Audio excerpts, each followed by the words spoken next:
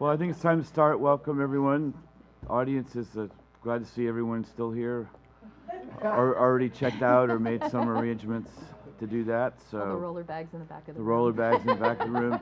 But welcome to the panel on is blogging scholarship? And of course, the answer has got to be yes, I think. But I'm going to let the rest of the panel talk about this because I personally, I was asked to do this and I agreed, and then I stopped blogging. So it's just like about a year and a half ago, just because my it requires regular habits, I feel, and I felt like I was never going to develop the regular habits that were required. Also, as writing a book. But let me introduce. What we're going to do is everyone's going to talk for a few minutes, and then we'll try to have a discussion with this actually rather large audience. And just have this be more of a true roundtable, even though it's actually straight. So we're going to go in the order people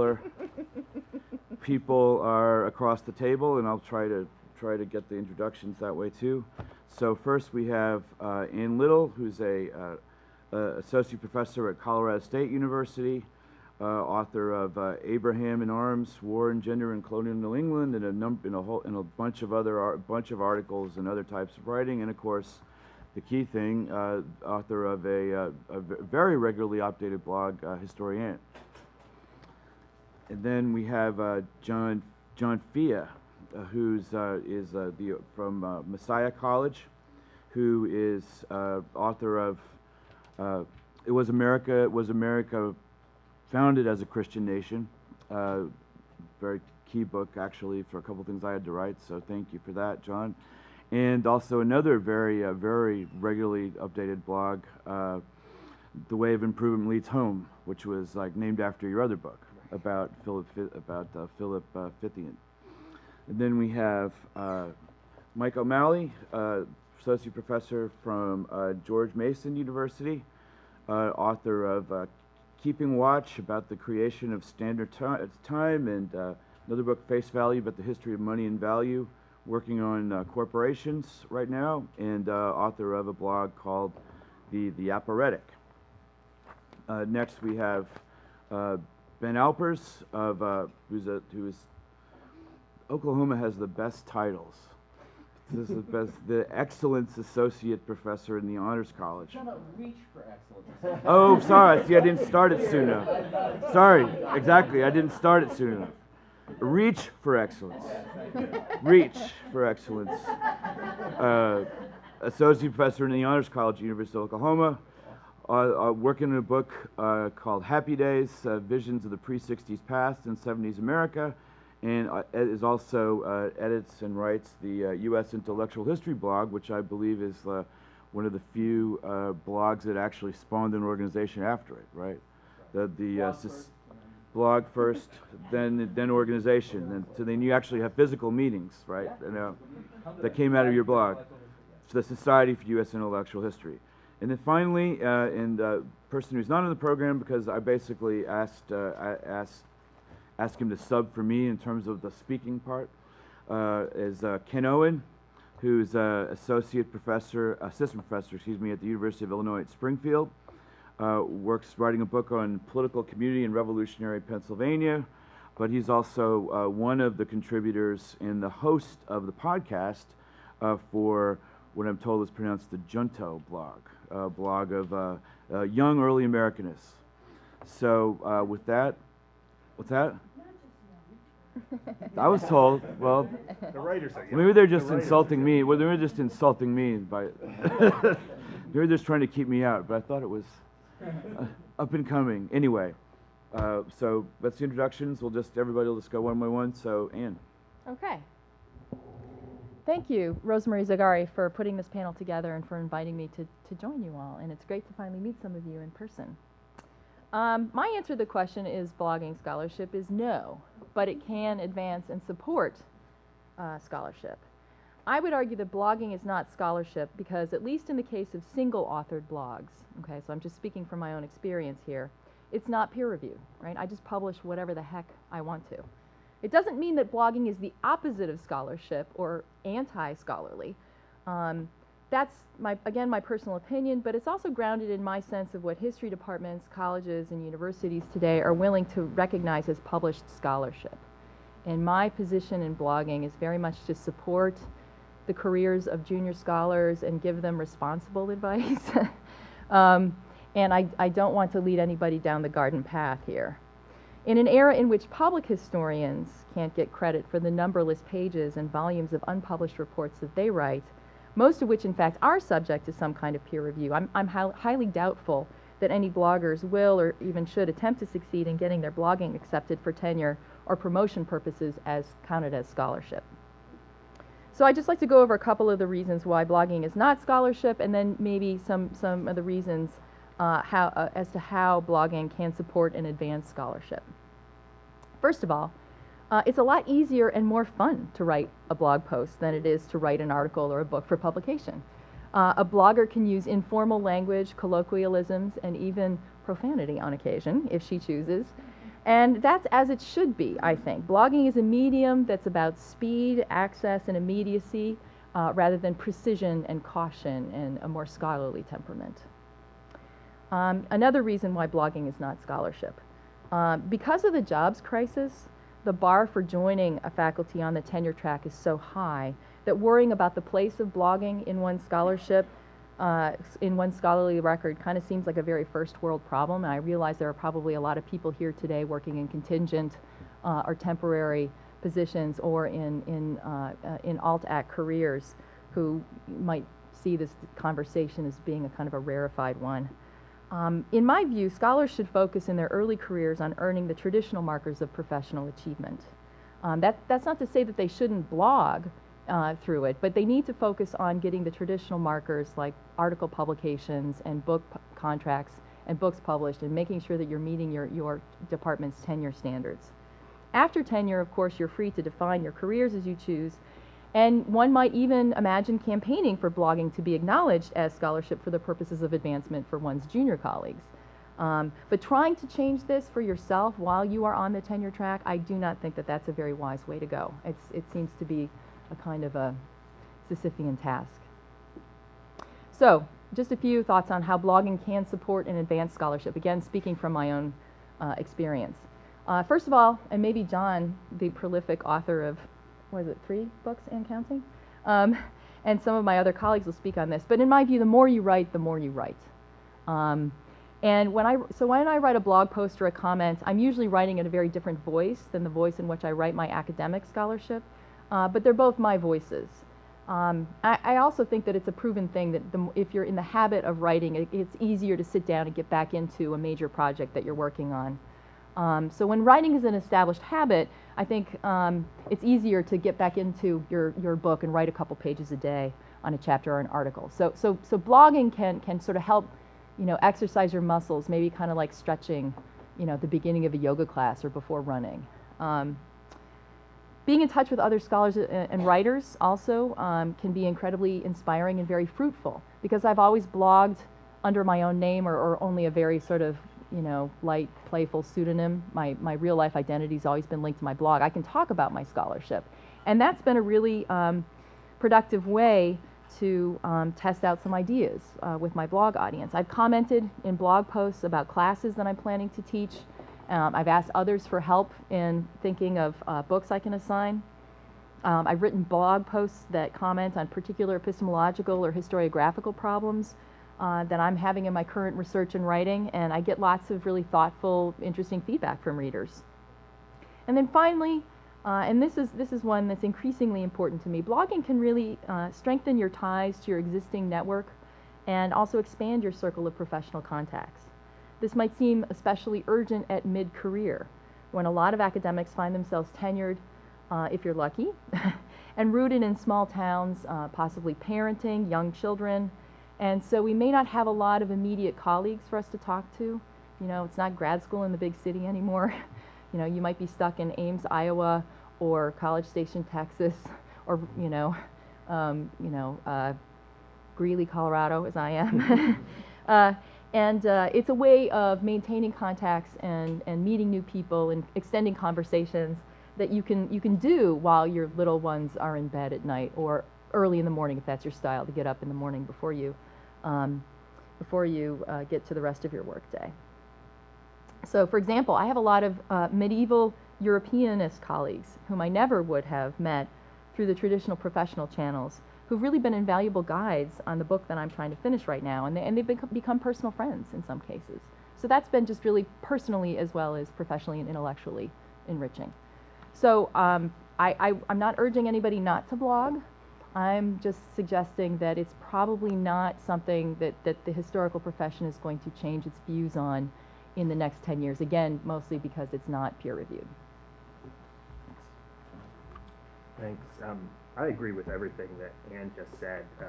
Ann, I think, takes a more realist approach to this. I mean, this is the way things are. Can you, I'm sorry, yeah, let me get the mic. My voice does carry, but maybe not that far. It's a very realist approach. I mean, I think, you know, at certain kinds of schools, whether they be R1 or schools that require a book or some significant amount of traditional scholarship for tenure and promotion, I would agree. You know, blogs are not going to count. There are a lot of us, however, who teach at small liberal arts colleges, small comprehensive colleges, where the definition of scholarship may be a little bit different. So I guess I want to tackle, you know, what is scholarship, especially for people like me who don't teach graduate students, who are not, you know, at research universities or big state schools. And I've been greatly influenced in terms of scholarship from a report from Ernest Boyer, Scholarship Reconsidered. Some of you may be familiar with Boyer, former chancellor of the SUNY system.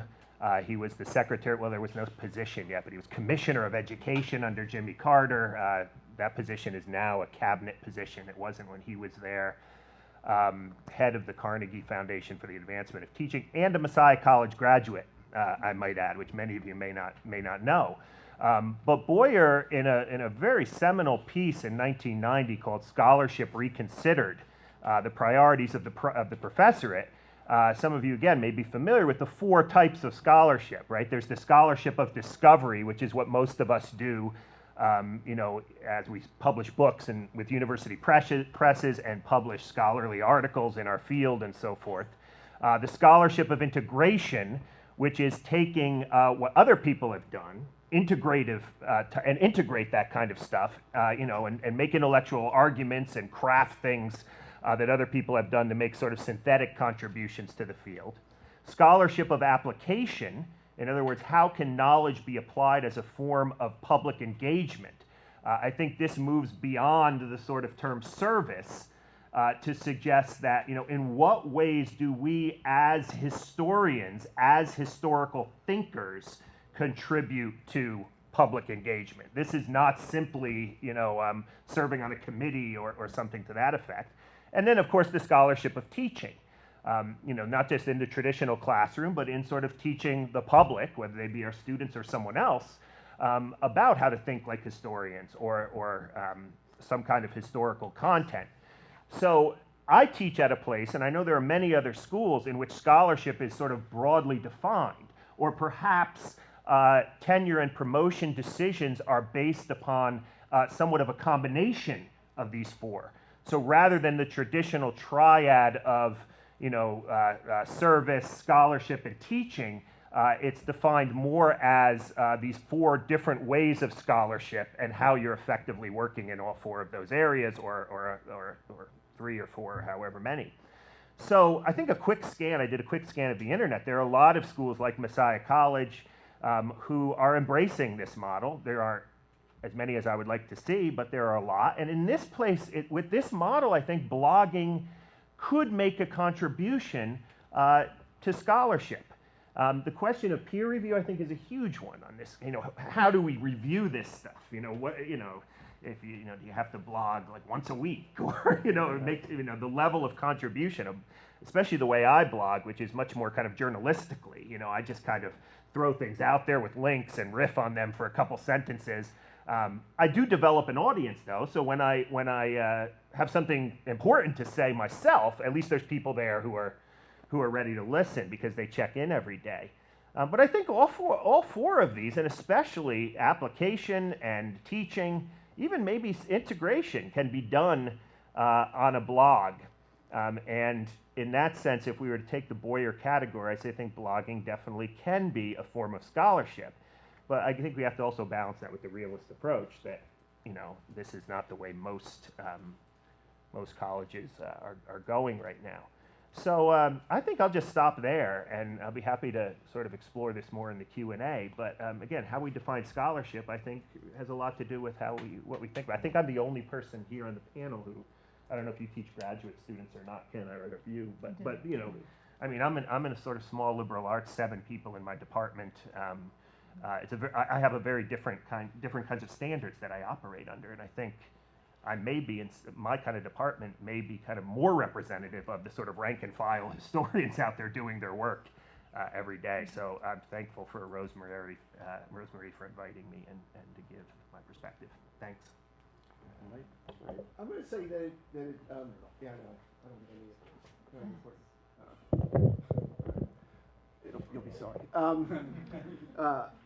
I'm going to say it is scholarship. We have to insist that it's scholarship, and it's part of redefining what scholarship means, obviously. If you look at the history of the profession, and I'm just reading Robert Townsend's book, History's Babel, which is a really good account of the history of the profession, particularly AHA.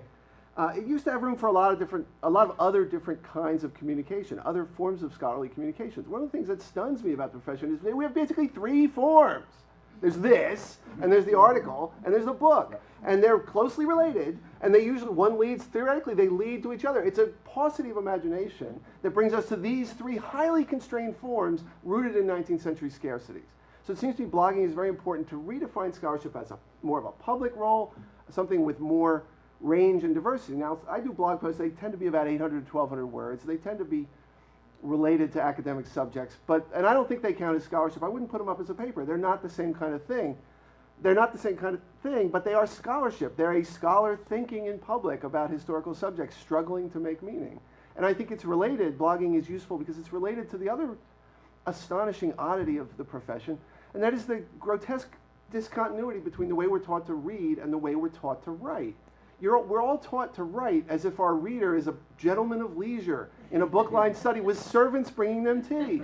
And we're taught to write as if we're taught to read as if we're gutting a fish, because we're in a hurry and we need to get to the core of the book.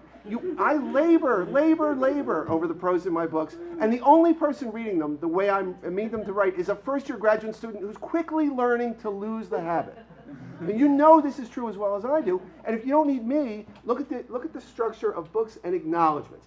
Here's the book where I is strenuously avoided. The personal is gone. Personal bias is as carefully hidden. The arguments appear to emerge out of their own, like Athena from the head of Zeus. And then there's the acknowledgments, which are increasingly voluble, gushing, personal, and intimate, a contemplation of inferiority and weakness and struggle that the book doesn't allow. Why do we do this? Why do we do this? Right? You know I'm right, right? I am right. Just look at the acknowledgments. The acknowledgments get longer and longer. They are the yearning in the acknowledgments. We want to unite these things. I don't think blogging is obviously open to the criticism of being really self-indulgent. It can be really self-indulgent. And that sort of bothers me, I guess, because I'm sort of an old-fashioned geezer. But the potential blogging has, it seems to me, is maybe to reintroduce the personal struggle to make meaning that the books erase, that the books and articles erase. And that personal struggle is what we want to commemorate in the acknowledgments. That personal struggle is what's most useful about being an intellectual in a community of intellectuals. And I think blogging has the possibility of making that personal more visible. We'll stop there. Yeah. Thanks. That's hard to follow that up. When I was asked Just loud, be loud. Well, okay. When I was asked to take part, that's easy for me, so that's good. When I was asked to take part in this forum by Rosemary, and thank you for asking me, my immediate response to the question asked by its title, is blogging scholarship, was, of course, sometimes. And I figured I'd spend my few introductory minutes here elaborating that sometimes. Anne, however, was kind enough to blog her comments prior to this weekend, so I discovered that not all of us have that response to this question. So before I get into the elaboration of sometimes, I figured I'd highlight where I disagree at part with Anne in my introductory yes. As I hear Anne, her 2 biggest reasons for saying no are, first, blogging is not peer-reviewed, and second, in fact, one gets virtually no scholarly credit for blogging. I'll have more to say about both of these in what follows, but as you'll see here, I think these are very real issues. Peer review and professional credit. But I don't they don't make me answer the question in the negative. Though thinking about this, I realize this may be a question of what the meaning of is. At any rate, in elaborating my sometimes in my answer to the question of the panel's title, I'm going to do it via three other questions. When is blogging scholarship? What are the advantages and disadvantages of blogging as a scholarly genre? And how can we encourage more and better scholarly blogging? First, when is blogging scholarship? Well, what makes something scholarship? I don't actually think the answer is pre-publication peer review, nor do I think the answer is what gets us promoted or tenure. Now, those are really important things, and those of you who are on the job market or trying to get tenure need to focus on the things that can get you tenure, get you jobs. But there's all kinds of scholarship we do which doesn't get us promoted or tenure, at least not at institutions like mine, like panels like this, right? A conference panel, a conference paper, particularly a traditional conference paper more even than a round table, is unquestionably scholarship. Doesn't get me promoted, and it doesn't have pre-publication peer review. And yet we all see that it is scholarship.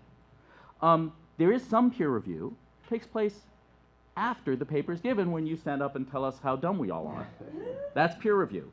But that kind of peer review takes place on blogs too, frankly. So the question then is, what is scholarship? What I think makes blogging scholarship, at least potentially sometimes, is what makes a conference paper, an essay, or a book scholarship. Accuracy, significance, and some combination of original research and original thought. Like the more traditional genres of scholarship, scholarly blogging ought to be in conversation with other scholarship, and it ought to stand up to the scrutiny of other scholars. In this regard, it's no different from any other potentially scholarly genre. Now, pre-publication peer review is a way of achieving these things, and I think there's a good case to be made that it's the single best way of doing it. But peer review is a technology for measuring the quality of scholarship. It's not what makes scholarship scholarship, and as I'll say a little later, I think it's a technology that's very flexible and could perhaps even be applied to blogging. Okay, so 2, what are the advantages and disadvantages of blogging as a scholarly genre? I have a long list. I'm going to go through these very quickly in the interest of having conversation here, but potential advantages. The speed of blogging from conception to publication. The potentially broad and fast dissemination to other scholars and beyond the scholarly community. The interactivity of blogging, which in that sense is like a conference panel, but with fewer temporal and spatial constraints, through commenting, answering blog posts, and so on. The flexibility of blogging in length and form, much more than conference papers, books, and papers, and articles. The hypertextuality of blogging. We can link to things within it, which is something that, again, our sort of 19th century forms don't let us do. Blogging is a great way of sharing and testing ideas in their early development, as we've already heard, and it's a great spur to writing, and I agree entirely with Anne about that. What are the potential disadvantages of blogging as a genre? Speed is not always the best thing in scholarship. Blogging has a kind of ephemeral quality to it. It came into life, it's literally like a web log. It's temporal and it sort of goes away. It doesn't really go away. It's not like Facebook. It sits around, you can search it and look at old blog posts, and I think on scholarly blogs, people are frequently referring to old blog posts. But it is, what's most immediately available is what's most recent. And that's not always what we want from a scholarly genre, right? Like, think libraries aren't organized that way for a reason. And there are 2 things about this ephemerality. Posts can sort of disappear, and there's a constant need for content, right? Blogging, for better or for worse, becomes blogging on a deadline. And that has some positive qualities, but it also is, again, not the way we usually do scholarship, which takes its own time. There's a tendency towards informality, which is unlike other scholarly genres. It doesn't sound like scholarship. And when it does sound like scholarship, it doesn't sound like blogging. Right. Blogging also tends to prefer short posts. Doesn't always do it. If you look at the blog I write for the U.S. Intellectual History blog, I think if there was a Guinness Book of Records for like longest blog post, we might be setting it on some occasions. But there's a reason that TLDR is a frequent thing you see online. Too long, didn't read. Partly this is just, it's physically harder to read long things on a screen. So it's flexible in terms of length, but in certain ways there are pressures on the length of a blog post. And then there's the problem of the status of it as a work in progress. And this goes to our sort of chain of writing. We have in our profession this very well established thing. We give conference papers become articles, articles become books. And conference papers, even articles, are sometimes work in progress, and books are the final thing. Great chain of being. Exactly. Last year, a very interesting thing happened. The Journal of Theological Studies published a peer-reviewed article by a scholar named Paul Foster. There was a response to a blog post by Duke University professor of religion Mark Goodacre on the Gospel of Peter. Goodacre was troubled by this because he thought of his blog post as, by definition, a work in progress and not ripe for formal critique.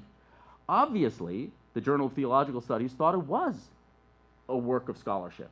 And again, peculiarity of our profession. The nature of conference papers is because they are oral, even though they now get tweeted and sent around, we don't usually respond to conference papers with articles or books. They are works in progress, right? Now, my sense of all of this is that, for better or for worse, the blog post is a publication, and publications are fair game, even though they are usually works in progress. Especially given the informality of blog posts, bloggers are, of course, free to add qualifications to what we write. If we're not sure, it's very easy in a blog post to say, I think this, but I'm not sure. And maybe if we really don't want people responding in journal articles to our blog posts, I actually think it's kind of neat, we can, I think, hold it at bay. But I also think that this is the upside of all this. There's something artificial about the idea of finished scholarship. In a sense, the nature of the scholarly enterprise is a continuing work in progress. Even our monographs, after all, really only represent what we're thinking at the time we send them to the printer. And if we're lucky, they will live on and be read and understood differently and productively for years to follow. So in a way, I think we put too much weight on the notion of the difference between work in progress and finished work. Everything's a work in progress. This is just an earlier work in progress. A couple other quick problems. The problem of attribution. It's easy to steal things online. This is a problem everywhere, but in certain ways it becomes more of a problem on blogs. A problem of professional recognition. And this one's really important, because I wholeheartedly agree with Anne that very few of us receive professional recognition for blogging. I mean, I work in an interdisciplinary unit, undergraduate-only unit in a big research university. And I'm engaged in a multi-year battle with my departmental review committee to accept my blogging as not even scholarship, but the category in my job descriptions, research and creative activity. Okay? Yet I can't even convince them to consider it research and creative activity, much less history or blogging. Okay? So this is a very real problem. And again, I am not looking to be promoted on the basis of blogging. I'm looking to get the kind of credit I get for giving conference papers. Right. It's scholarship, I think. Okay, so finally, how can we encourage more and better scholarly blogging? Getting those professional standards, I think, are key.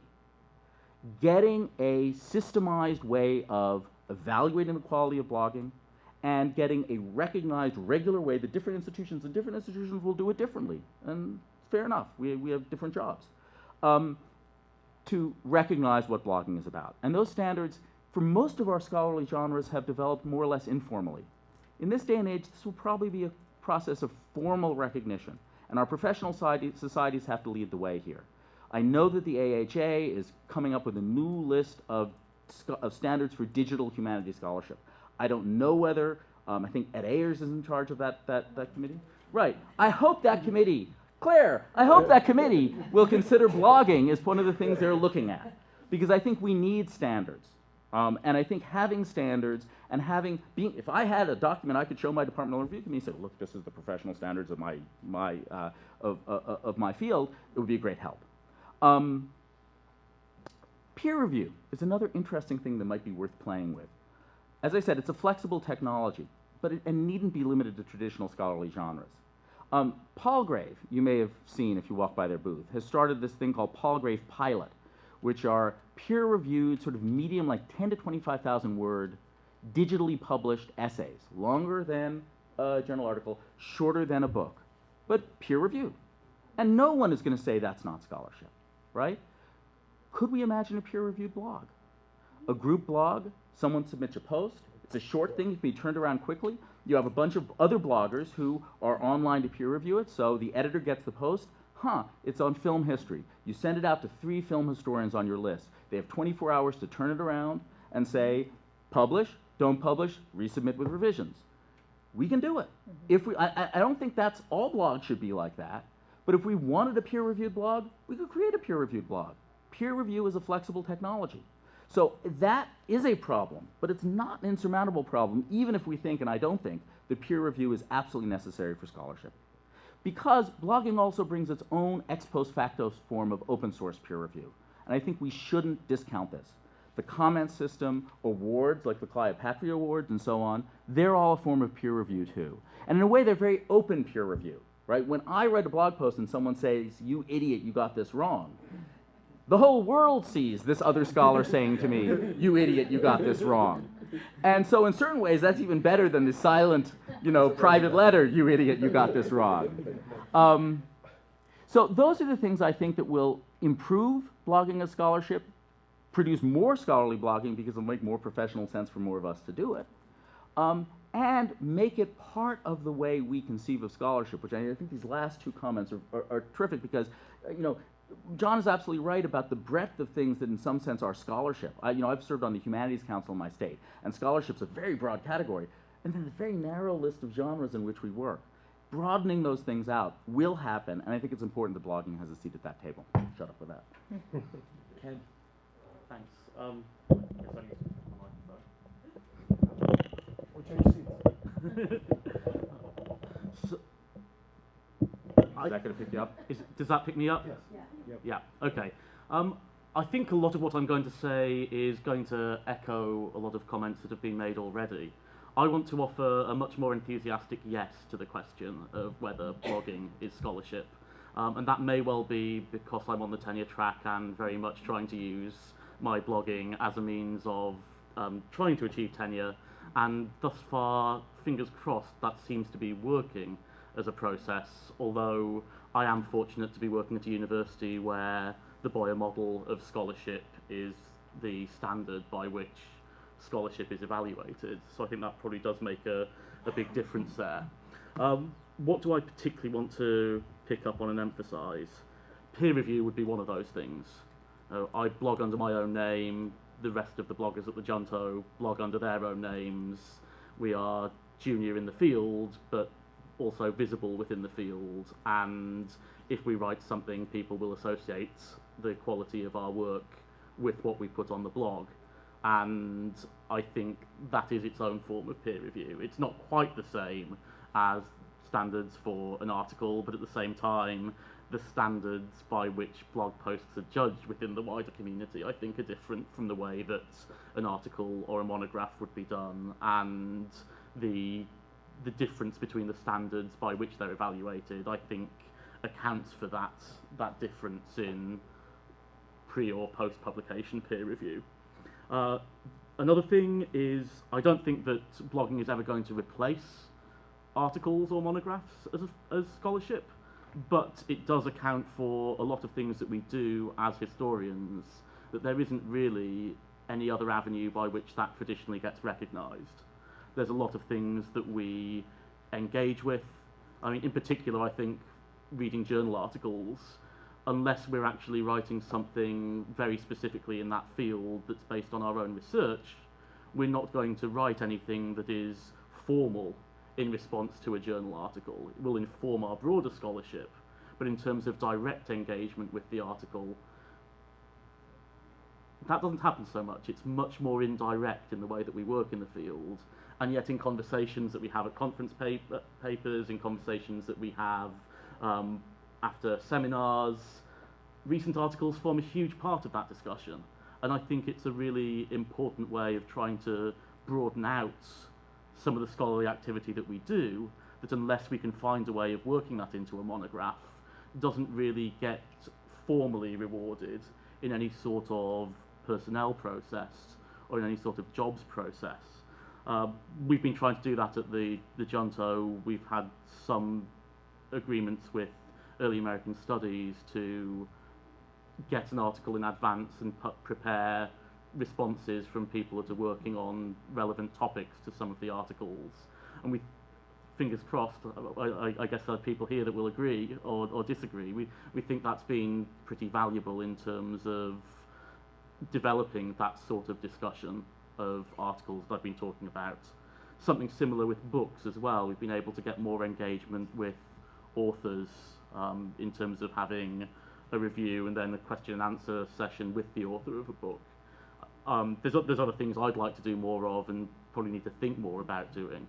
Primary sources that don't really fit into an article or a monograph, but are still interesting and might be applicable in a wide variety of different fields, it would be nice to be able to throw something up on that primary source, give a couple of suggestions about where I might go with it, without having to go to the full length of writing it up for a sources and interpretations piece in the William and Mary Quarterly, something like that.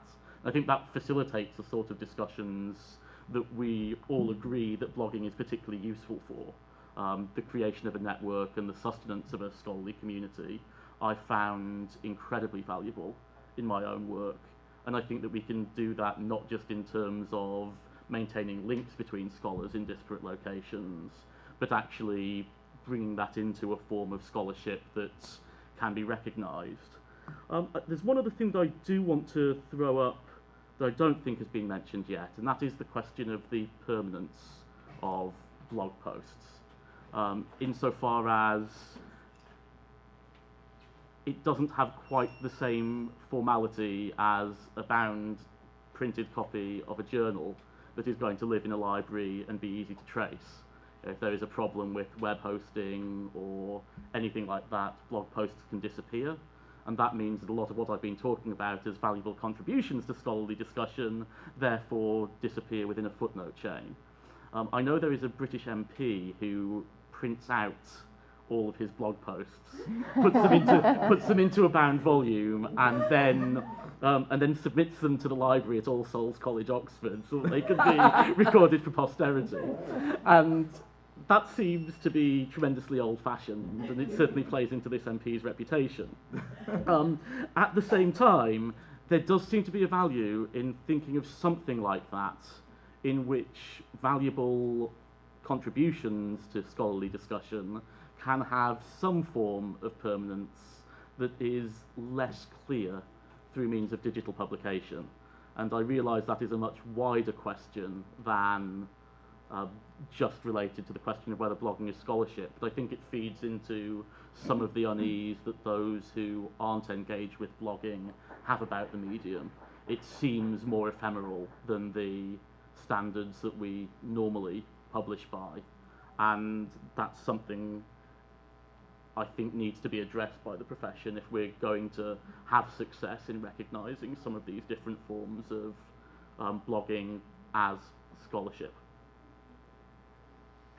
Okay, well, thank you for everyone, for all the comments. So I guess now we can, does any of you have any responses to each other? First? Can I make a request? Of course. Since I'm live tweeting the panel. Anyone from the audience, if you have a Twitter handle, just introduce yourself with your Twitter handle. Okay. Just in response to the AHA remark, the AHA has talked about this. Claire, you've been on this at least one meeting where they've called bloggers together to talk about are there professional standards. So this is being discussed.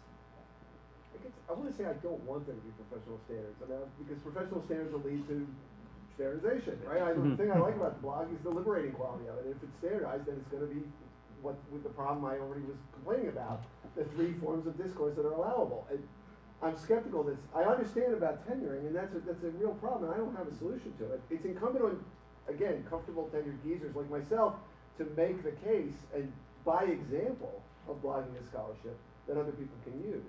I'm not sure standards are of blog. We don't have standards of, well, we sort of, do we? Do we have standards of professional outreach, giving talks in a local community? Do we have standards of conduct and those sorts of things? They're loose and they're vague. Maybe that's where I'd want the debate. It also seems that we talked a lot about what is scholarship. We haven't really talked in depth about what is a blog.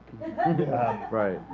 I think all of us up here blog in very, very different ways. Yeah, no, you all have completely different My genres, model is actually. the Andrew Sullivan Daily Dish model, where I just throw stuff out rapidly. I'll do 7, 8 posts sometimes a day with links, with comments, and while others post much more thoughtful things, on a kind of daily basis or once a week, or so. I mean, there's different approaches to blogging as well, and that's something to think about too. If you want to ask, is it scholarship?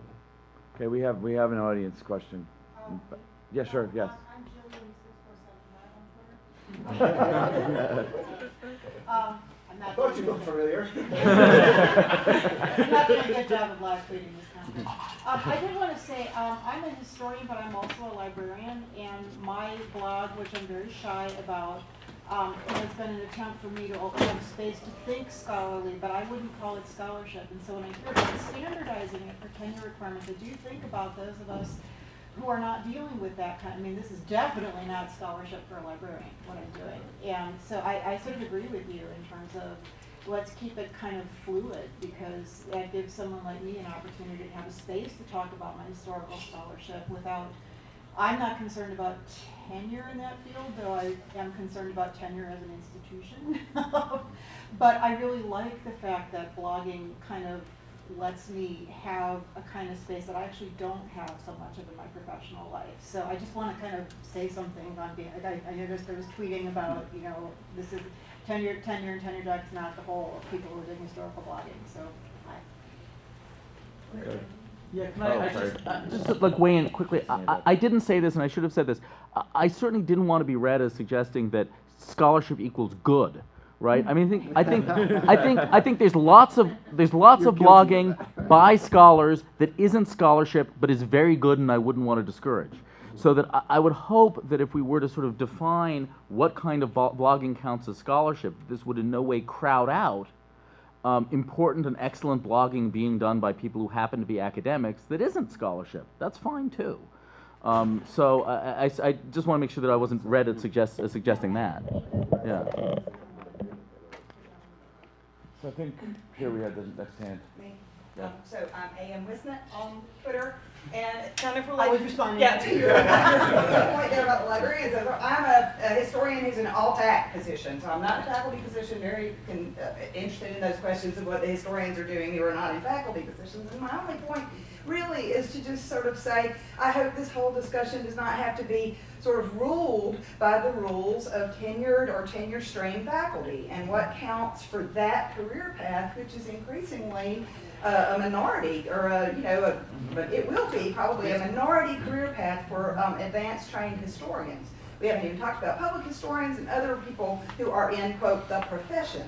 But I just don't ever like to see the profession kind of always continuously defined that way. And for blogging is a wonderful outlet for people who are not necessarily under all those strictures about books and the three forms of scholarship that count, in ways to engage the public and be at a high quality level. So I like the discussion about what's a high quality blog, how to get interaction, how to get feedback, what would make it better and more engaging. All of those things are useful, but continuing to be just ruled by the tenure system.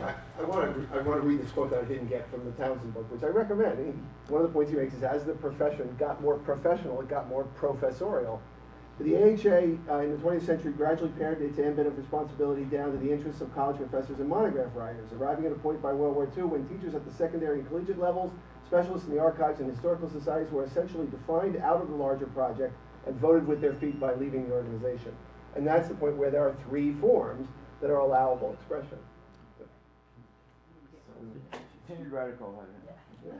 I just wanted to speak to this question of the AHA committee for a second. I don't know how much I'm allowed to tell you before I have to kill you, but but I think one of the things that has been very, very clear at the beginning of the conversation is that part of what we have to say to history departments is everything that is on a computer isn't the same. Right? And so part of our job is to disaggregate the many things that happen online from each other, and even disaggregate the many different kinds of what sort of fall under the rubric of digital humanities or digital history. You know that there are acts of curation, there are projects that are born digital, and also there's this continual need to interrupt the book equivalency. You know, the idea that history is a book profession, which I think no one has said yet. But this sort of overwhelming idea, one of the things I've begun to think about with myself, and that blogging sort of has allowed me to figure out, is I may actually be a short form writer. I may not actually be a person who likes to write books or finds it very easy to maintain that art. But the committee itself is disaggregating all of these things. Within that discussion, blogging, the different kinds of blogging you're all pointing out may attach themselves to different pieces of that discussion. So what I'm saying about this committee is I don't have high hopes for being able to interrupt the discourse of professionalism, which I think a number of people have said is really damaging on so many levels. But I think there's an opportunity to validate some of these conversations, to actually take them out of the roundtable and into a much larger arena. So I'd actually like to urge people who have ideas about these things and specific experiences of good evaluation, bad evaluation, inability to actually even get stuff on the evaluation table, to write me and let me know, because I can compile them and forward them to the committee. Two people back there have had their hands. I just wanted to add one other component of people who don't want to be forgotten. Independent scholars who do not have an academic home but like to maintain some sort of connectivity, whether electronic or physical, occasionally. I'm just curious how many of you blog. Sad but true. How many of you do your blog? Interesting, yeah.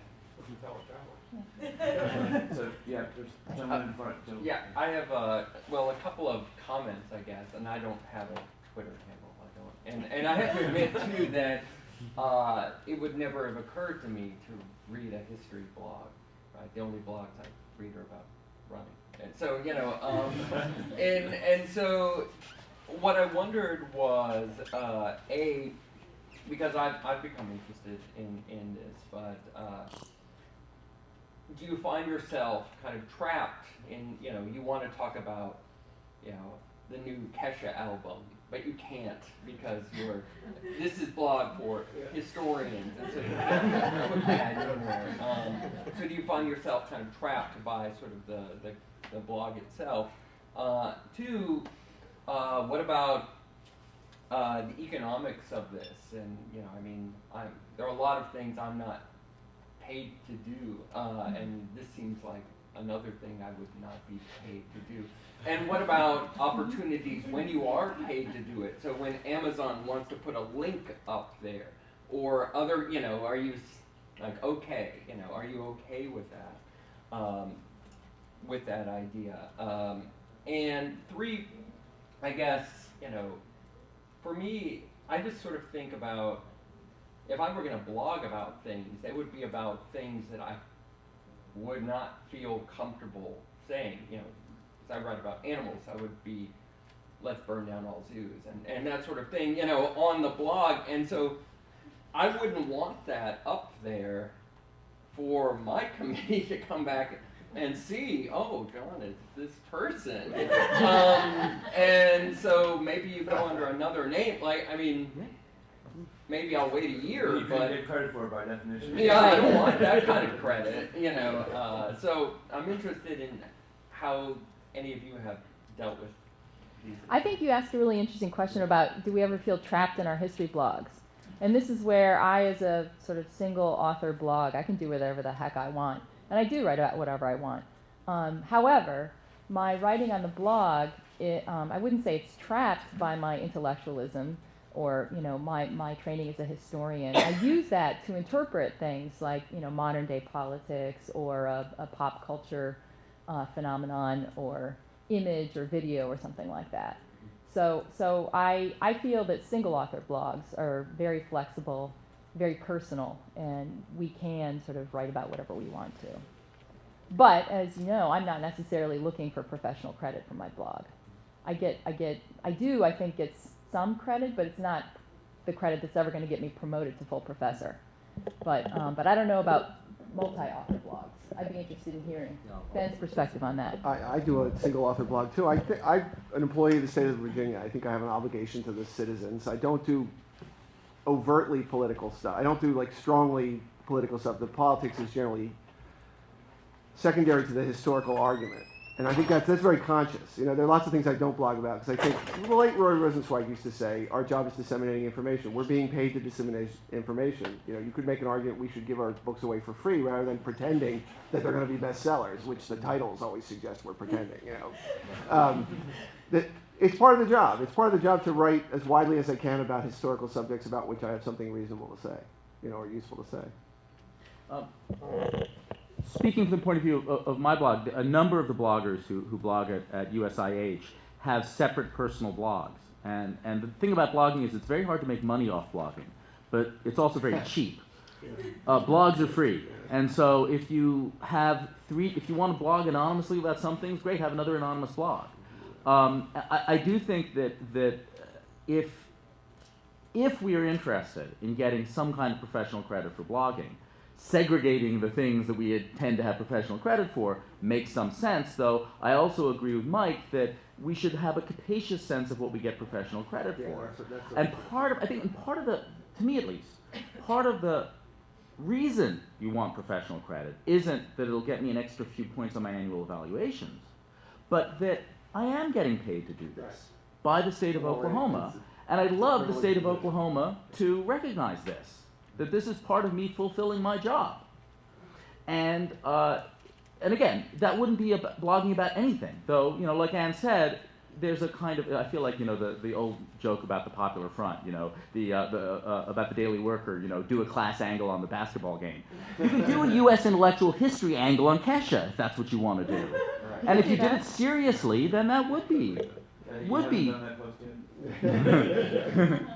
have, I think the gentleman in the... Yeah, can I- laptop. Yeah, please. Oh, sorry. Yeah. I mean, in some ways, I guess, yes, I am constrained by the fact that I write under my own name on an early American history blog, but it's an awful lot more liberating than writing things for the much more narrowly constrained aspects of scholarship more generally. One of the things I found writing on a group blog is I'm conscious not just of my own reputation, but other people that write with me. But I think that's a good thing. I think that means that before I hit publish on something, I've thought through much more carefully what it is exactly that I want to say, and will I be comfortable saying that on a round table or in front of a conference audience in the same way. And so I think that's actually valuable, and I think that speaks to another point I wanted to make, which was I really like the fact that blogging is a shorter form of writing, because my tendency writing political history is to document every single meeting that I've read, how many people attended, slight differences in the forms that they adopted, and I don't need to do that. And I don't need to do that in my long form writing either. But it's much easier to do that when you have 100,000 words limits than when you're trying to get to the point in 700 words. And I think that that's really valuable for my scholarship more generally. So, in fact, in some ways, the constraints of the medium are actually great opportunities as well. The person with the laptop back there had his hand up several times. So. Okay. What's your Twitter handle? So, well, I'm Chris Campbell, but my Christian name is CDC29. So I had a question, something that Mike touched upon, that we've been talking about the content of the blog, but no one's been talking about the audience for blogs, and like who our imagined communities and readers are. And I'm curious about that, because as somebody who just moved from a museum to the tenure track, I'm now realizing that what that transition has meant is my audience has shifted in terms of who I'm supposed to write for, right? Because when I was working at the Newberry Library, if I wasn't blogging, I wasn't doing my job, because our job was to get as many people through the doors as possible. Now, suddenly my interest in terms of my writing is it doesn't necessarily, like the number of readers I have is not as important as opposed to, in fact, fewer readers are better, because that this model of peer review is let's have 3 people anonymously read it, and then we'll put it on a shelf and no one will read it, but we'll assume it was. So I'm just curious, and there has been studies that show that academic bloggers talk to other academics, right? We have this notion that blogs are on the web, the world can access, ergo we're talking to the public, but we're really not. And so I'm curious, and I don't know what the question is other than what audience do we envision, and how does that matter? Gentleman in book-length study, that's why I read. But in terms of does that help us answer the question, is or isn't scholarship? I depending see on the my audience? blog as something connecting out of my commitment to reaching the public in a much broader way than Joe Lepore or Sean Willentz talked about the other night or the other afternoon. People who read, I'd like to, most of the people who read my blog don't read the New Yorker. I want to bring good historical thinking skills to I have a lot of history buffs, a lot of uneducated people who love history but never went to college. I have pastors, graduate students, academics, And I try to write for those people. I don't feel that I'm writing for my fellow academics, although some of my posts certainly are within that realm. But I'm committed to it as a form of kind of very, very public scholarship. And I don't even like the term public intellectual, because that implies a bunch of people sitting around in Greenwich Village, in the 50s, I don't, public scholarship maybe, but, I write about everything from, this goes to the last question, Bruce Springsteen to, and sometimes I don't even write about Bruce Springsteen, I just put a video up of him, or writing sheds in my backyard. Now, most of them are related to history and religion and those kinds of things, but my audience is not academic. I mean, academics read it, but the overwhelming majority are not academics at all, and that's how I like it. Yeah. How did you get those? Paul? Go ahead. Paul?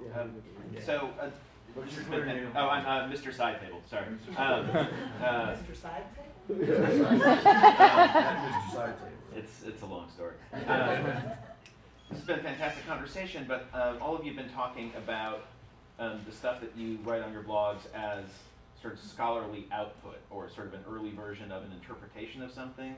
I'm wondering if you could talk about blogging as a way of either revealing or getting help with the research process, sort of, how you address a source. Like, do you post sources and talk about how your research process works? Because I think that's something that audiences, the sort of a general audience, always has a lot of questions about. Sort of like, how do you find things, and what does it look like, and what do you do with it when you have it? So that's for the whole panel. Well, I mean, I think you described at least two things there. One is kind of talking about our research process, and that's certainly something that's gone on the U.S. Intellectual History blog, and I think that's an important thing. The other thing I think you were talking about is sort of using the blog and what's often called blegs, right? Using the blog, you have a research question, you think your readership might know something about it. I mean, the example I can think of beyond my post blegging people to come to this panel was a digital recording I had of a talk given in the 1960s, and there were a few words that I could not make out. And this seemed to me like perfect crowdsourcing. It was available online. I just said, anybody who's interested, here's why I think it's interesting, here's why I'd love to know what those few words are, anybody have a clue? And it turns out that nobody was any better at it than I was. But it's a very useful thing to do, to just have few other sets of ears to listen to something. This is, again, something that was posted online, so everybody, I could just link to it. There was no intellectual property issue involved in it at all. And really helpful. I mean, even in this case in which it was a null result, I could just say inaudible, and I knew that I felt pretty comfortable at the end of the day that it was inaudible.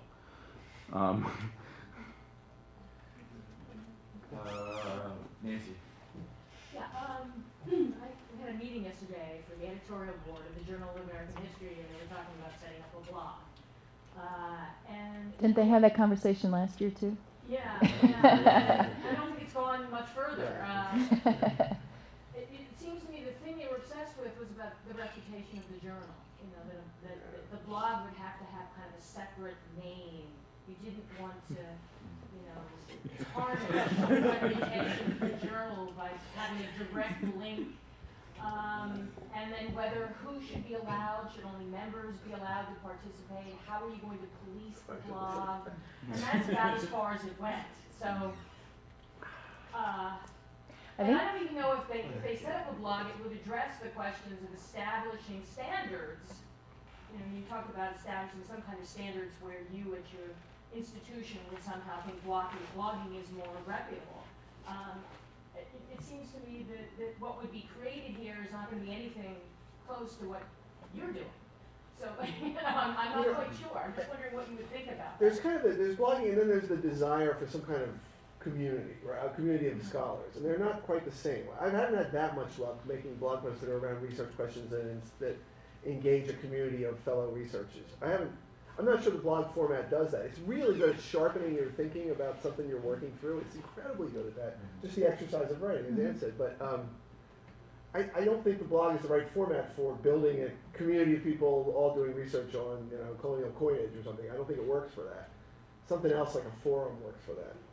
But it sounds to me like what you're talking about that the journal is thinking about setting up is a blog to help publicize the stuff that's being published in the print journal, right?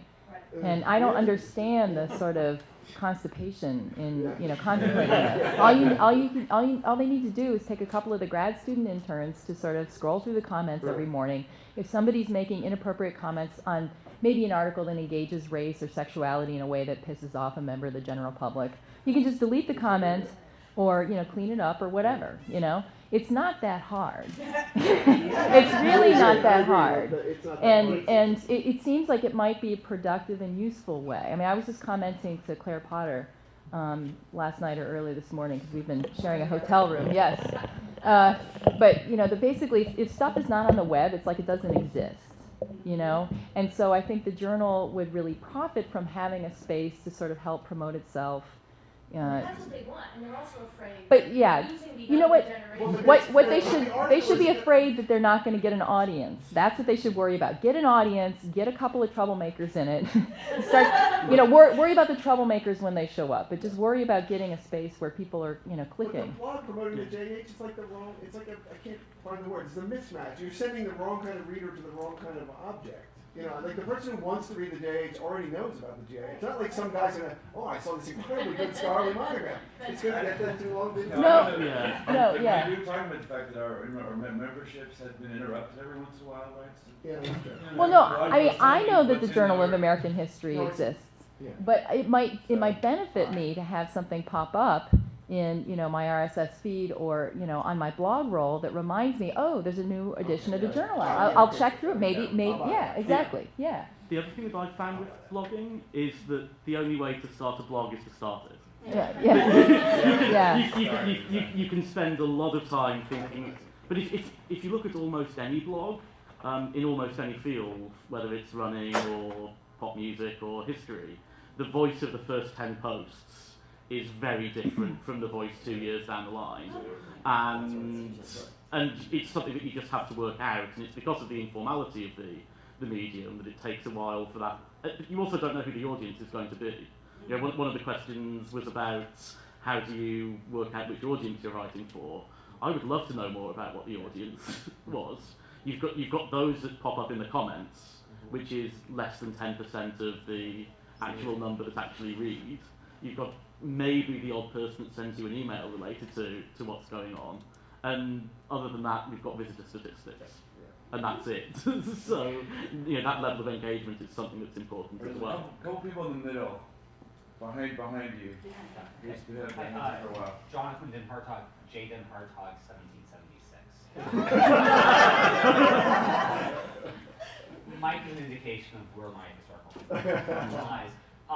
First of all, I want to thank the whole panel. This is an important discussion, especially thank you to Ben for the reckoning of the pros and cons, because I think that's an important recognition.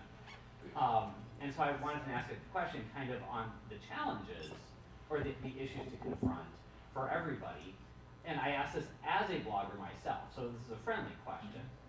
But I wonder how we engage and use the internet, recognizing that the structure of the internet also kind of forces things in certain directions. It does prioritize speed, maybe rather than depth. And it prioritizes content, right? It's a content monster. How do we reckon with that and continue to do good work in it? And how do we maintain kind of the humane standards that history has promulgated, right? Of deeper thought, deeper reflection, because sometimes ideas take time to germinate.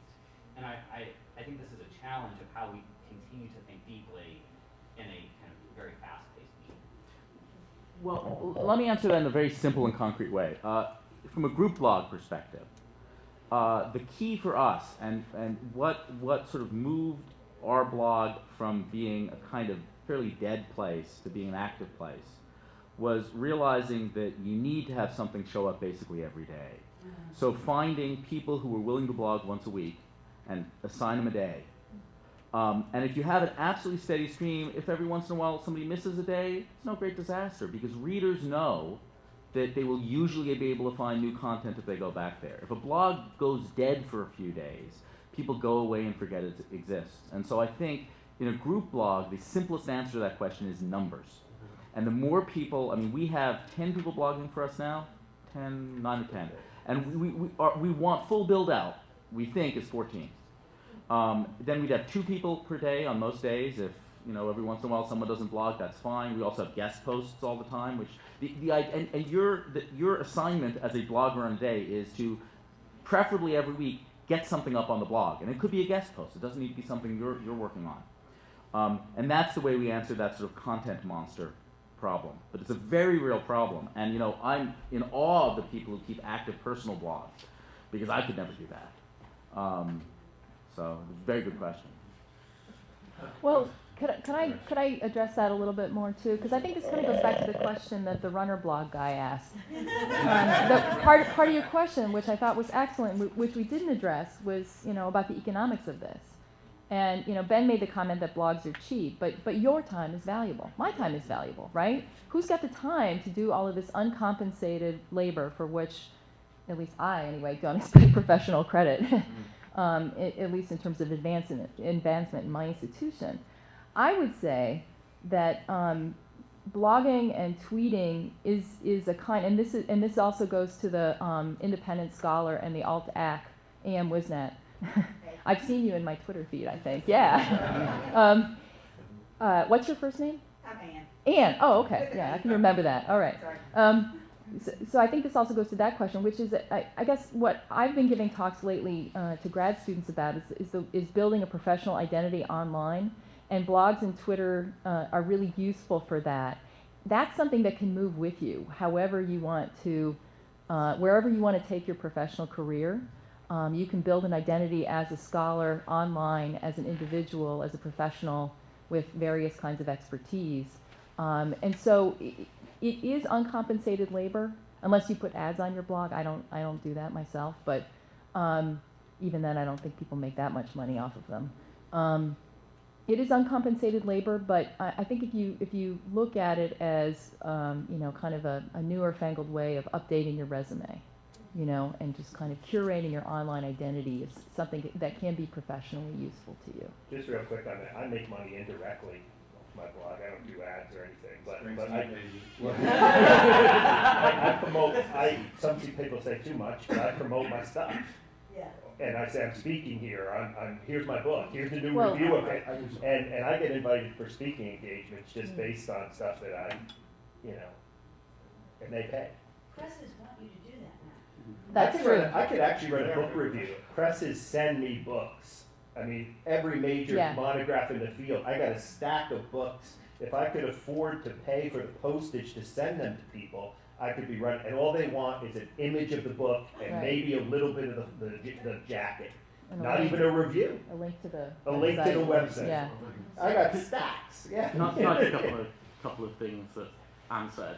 One of which is I would completely agree about building a scholarly identity. The reason I started using Twitter was because I realised that I was on the job market and I wanted to control what came up at the top of a Google pick for me. Right on.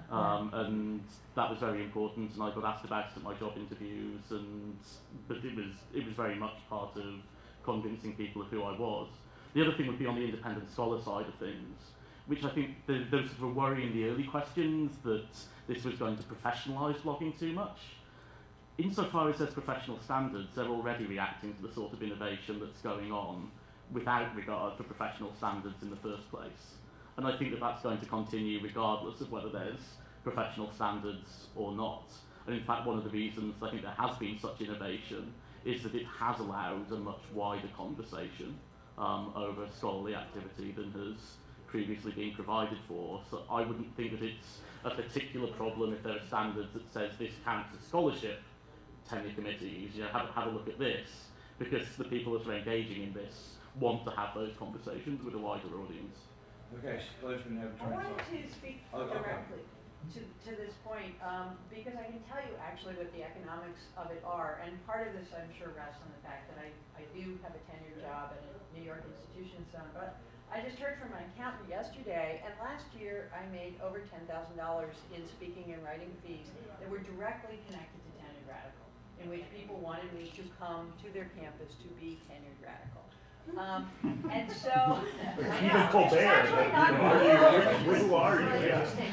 What I think the economics of it become complicated, and you sort of pin together all of this stuff, publicity for your speaking, so that people know that when they invite you, they're gonna get a lot of people, publicity for your books, but also that as you build that portable identity that Anne's talking about, or what a book agent would call a platform, as you begin to build that portable online persona, people not only know you're available to do things, but they know what you can do. I mean, there's probably a tremendous number of skills and talents in this room that are invisible to almost everybody outside this room without the blog platform. So you don't get paid, but actually, I've been getting paid. So there's a gentleman to Rosemary. My name is Mike O'Connor. I do not tweet, but I'm a former member of writer at Ben's blog. And just two quick comments, really. The first is, since Anne's comments, original comments, sort of took the form of advice to the young scholar. One thing that I think hasn't been said is why is a time suck? I mean, it's a significant time suck. And if you do it at all well, if you don't do it well, I'd kind of rather you don't do it. And so it's just something I think people should think about. If like a grad student's like, I'm gonna do a blog, you know, like it means you won't be doing other things, or maybe not doing other things as quickly or as well. And so that's just something to think about. Secondly, I'm curious how this conversation, even the title is blogging scholarship, I think is sort of provocative and, you know, in some ways sloppy as a question. Somebody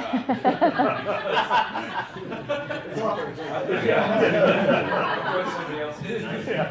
You know, and that's fine. It's supposed to promote discussion, but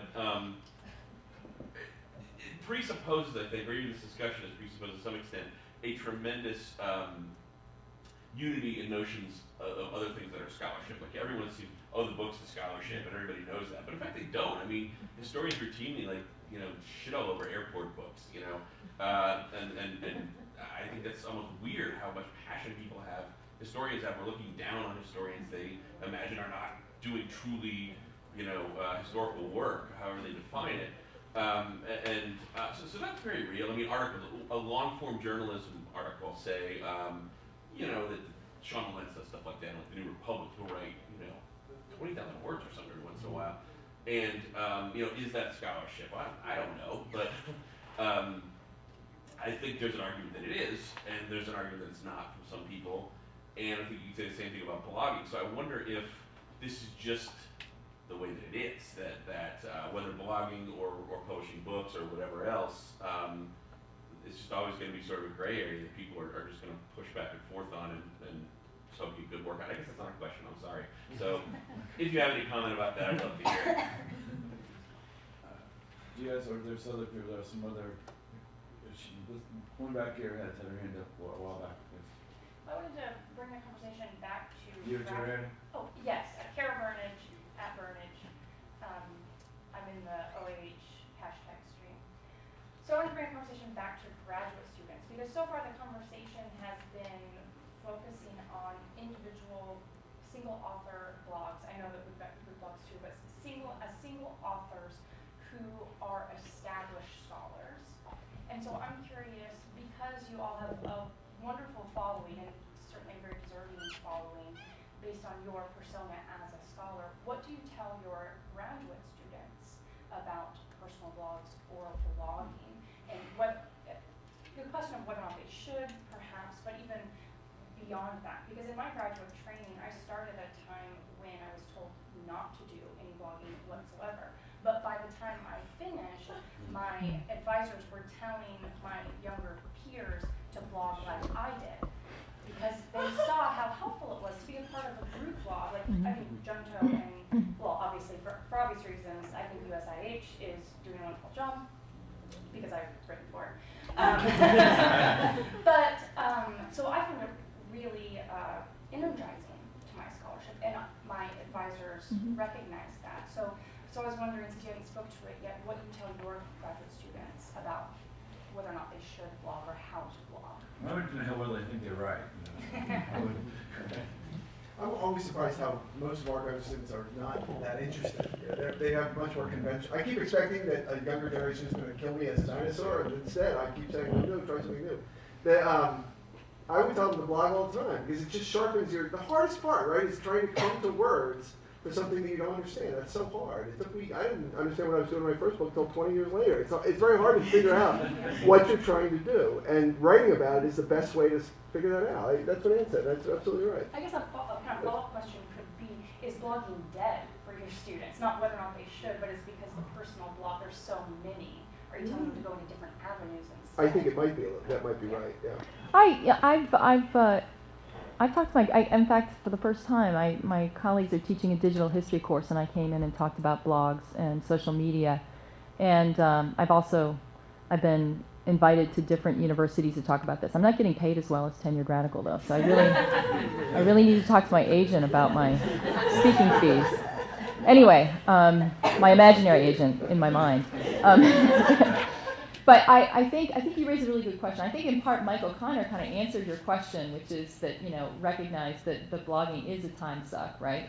It's yet another thing to worry about on top of finishing your reading list, preparing for exams, trying to, write a good thesis, that kind of stuff. But I would say maybe this goes back to my point about sort of creating and curating an online professional identity. My main point to my grad students and to any grad students is don't be a jerk. Try not to be a jerk. And it is asking a lot sometimes. And what? Can we name some jerks? Can we name some jerks? No. I don't know any jerks. Just name the Yes. No. In fact, recently, I've been skeptical about Twitter. I've adopted it recently. But I noticed myself getting kind of jerky and kind of snarky because it's 140 characters and you want to sort of communicate something. And, I won't say I completely regret some of the tone of my tweets recently on a controversial issue, but I've been reflecting on my own incipient jerkiness in that medium. So this is advice I dispense, but it's also advice I try to take, which we all know is the hardest medicine. I think that's also, it's certainly a problem I find on Twitter, not jumping in whenever you can. It's so easy to do, and it's very easy not to think, 140 characters. I think that's also really easy to do on a personal blog as well. I mean, I haven't advised graduate students on whether to blog or not. If I did, I'd tell them to try and find a group blog. Because it's really hard to publish something every day. I tried it before the Junto.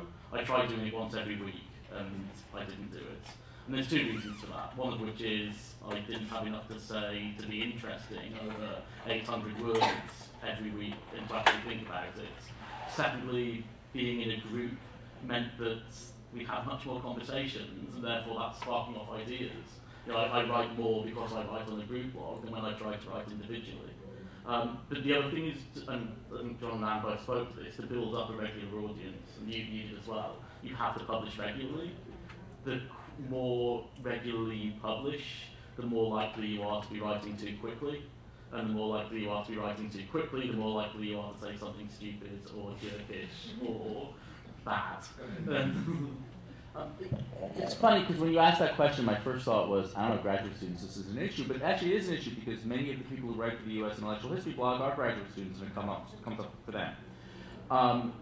They, I think, are all benefiting enormously. I think they're proud of the bloggers who blog for USIH, and I think they're getting their names out there and building that platform in ways that are entirely positive. There have been moments where I've had graduate students who blog for us who, none of them, as far as I know, have ever actually received any, pressure from their programs, not really, but where they feel, is this a good use of my time? Am I wholly comfortable with the persona I'm putting out there? And ultimately, that's kind of up to them. I mean, I think the nice thing is that by the time usually they're on my blog, they sort of know what they're doing in blogging. And most of the time, these moments pass. There have been, I think, one person who felt that the blog and what she was doing for the blog wasn't quite matching, and she doesn't blog for us anymore. And that's fine. I mean, people make those choices. It is both sort of a time suck, but it's also time well spent in terms of both getting your name out there and helping your writing. I mean, I can't echo this enough. I just, and I blog about this, there's no news for anybody to read the blog, I just walked away from a project that I was working on for the better part of a decade because it wasn't getting written. And my path out of that was so helped by blogging, both because I knew that I could write, and that wasn't the issue, and because as I developed the project I'm working on now, I thought, what is it about my process in writing for the blog that I could take and use doing the more formal writing for a book? And I've done that. And so it's been hugely helpful in terms of my productivity. And I think a lot of other people have that experience too, including graduate students. I don't find it to be time. I just want to say, I don't find it to be time. So I find it to be a pleasure. But then that's because I don't regularly do it as much as I would if I wanted to really build the audience. If you're committed to really building an audience, you've got to be regular. You've got to always be putting stuff up. And that's a good model. I read blogs like that all the time. Right? I'm not knocking that. It's just not the way mine turned out. But it doesn't feel like a burden to me. So there's periods where not much is being written. It takes time. Yeah, And I just say that's part of my professional identity. To do this an hour and a half a day.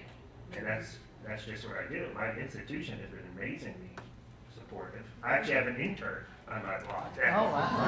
Who helps me. We're doing an author series. We're interviewing authors now, and she handles it all, you know? And so it's, yeah. I actually think there are a lot of institutions that were looking much more favorably on it. I don't know about the AHA standards part where they're looking books, but I think it is. And then the person in front of her. So I just wanted to put out a plug circling back around to the conversation about the JAH and all this hand-wringing about whether it might start a blog. The National Council on Public History, as many of you may be aware, has the Public Historian, which is our established journal years on end, and there's been a lot of discussion about how to make that more vibrant, younger audiences, blah, blah, blah, blah, blah. And then we have this platform called the History at Work, the Public History Commons History at Work group blog, for which posts are solicited, graduate students, professionals, practitioners, other people write, and it is edited and kind of there's work to shape the writing, and there is ongoing discussion between the blog, the people that are sort of managing the blog, and the journal. So it's not just let's publicize the new article that's in the journal. Right. It's sort of seeing them as a continuum that Right. interrelate. Blog informs things that might later go to the journal. The blog is a discussion point for topics or more things. Yeah. So I think they're sort of setting out a model that's kind of working, although we're still talking about how It does work. That's a great blog too. I read that pretty much every day. Yeah. Go ahead. Sure. I'm Lauren McIver Thompson. I tweet as Mrs. UVA Texan. So. My husband, I joined Twitter like several years ago before I was a graduate student, and my husband is UVA Texan, and he was like, "Why don't you be Mrs. UVA Texan?" I don't know, it's stupid. But I blog semi-regularly for Tropics of Meadow, which is run by a professor at Georgia State University, Dr. Alex Cummings, and it's billed as historiography for the masses. And I've been writing, not super regularly, but I blog about women's issues. My dissertation project is on the 19th century progressive era women's movement. But I've been using that training and the work I've been doing on my dissertation to think about issues that women are facing today in the modern world. So I've written blog posts on the Steubenville rape. I wrote a blog post on Woody Allen and the Dylan Farrow scandal, and just posts like that where I'm thinking about women broadly in today's world and today's society. So for me, what the blogging has done has allowed me to think about how if this whole academic career does not work out for me, which it may very well may not because of the way that the job market is, it made me think about how I am good about I'm good at writing, I'm good at thinking about modern issues with a historical background, and it made me think about how I could get a job in policy or working for a women's nonprofit, something like that. And so the blogging and the tweeting process has been important to me for building a scholarly identity, but I'm also trying to position myself for a future job outside the academy if it comes to that. In the past few months, I've really decided I'm going to go at both of these positions wholeheartedly. I'm going to try to get an academic job, but I'm also going to try, if that doesn't work out, I have another consideration. So. Probably have time for one more question, one or two more questions. Who else? Go ahead. I'll ask one. My question is kind of related to one that somebody asked earlier. Also, I don't have a Twitter handle. So, first of all, this was a great panel. I really enjoyed it. But the question of is blogging scholarship? Obviously, we have varying, conflicting points of view here. But we probably all answer the question of whether or not blogging is useful affirmatively. It obviously is. Now, having said that, a lot of universities are really trying to adjust and putting these, gosh, they're so terrible. The one at Georgia State is not user-friendly at all, but it's an attempt for professors and the bureaucracy of education to adapt to blogging, and it's mainly just a discussion post, and it's not useful at all. So I guess what I'm curious about is, have you been able to integrate your blogs into teaching? Has it been useful for encouraging scholarship for your undergrads? I haven't done that, but I have colleagues who used class blogs as a way of encouraging sort of a higher level of student attention and engagement to their writing. If they have to show it to everybody and post it online, it's usually a password-protected blog. It's not open to the public, but it's at least something that sort of encourages a little bit of sort of peer review amongst the students every week. So I do have colleagues who have done that very productively. But others, I don't think have. I've done it with mine, but I have the same anxiety about it that I feel about assigning my book. Like, it just feels wrong. It makes me uncomfortable. I have done it though, and it's been fairly productive because they're accessible. Blog posts are accessible.